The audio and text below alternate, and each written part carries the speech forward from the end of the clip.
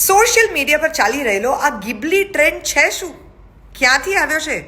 ગિબલી સ્ટુડિયોઝથી આવેલા આ ગિબલીના રચયિતા છે કોણ? એના વિશે આજે આપણે વાત કરીએ દેવકી કે સાથ જનહિત મેં જારી. ગ્રાન્ટ સ્લેટન નામનો સિયાટલનો એક સોફ્ટવેર એન્જિનિયર છે. એણે સૌથી પહેલાં ઓપન એઆઈએ જે પોતાનું બ્રેન્ડ ન્યૂ ટૂલ ઇન્ટ્રોડ્યુસ કર્યું ઇમેજ એડિટરનું, એનો ઉપયોગ કરી અને બનાવી આ ઇમેજ. આ એના ફેમિલીની ઇમેજને કન્વર્ટ કરીને એણે એને ગિબલી સ્ટાઇલ બનાવી. આ એકચ્યુઅલી જે ફીચર ઇન્ટ્રોડ્યુસ કરવામાં આવ્યું છે ઓપન એઆઈ ઉપર, એમાં તમે તમારી જૂની ઇમેજીસને બ્રેન્ડ ન્યૂ ક્રિએટ કરી શકો છો. તમે તમારા જ ફોટોગ્રાફ્સમાંથી એનિમેટેડ ફોટોગ્રાફ્સ ક્રિએટ કરી શકો છો.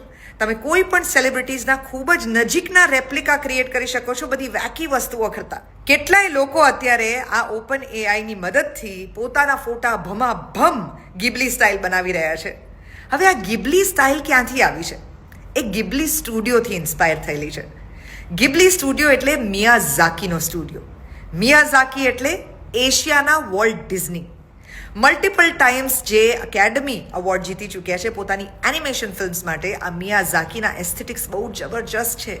એમની હેન્ડ ડ્રોન ડિઝાઇન્સ જે છે એ ડિઝાઇન્સ અને એના એસ્થેટિક્સને કોપી કરી રહ્યા છીએ આપણે ગિબલી સ્ટાઇલ તરીકે.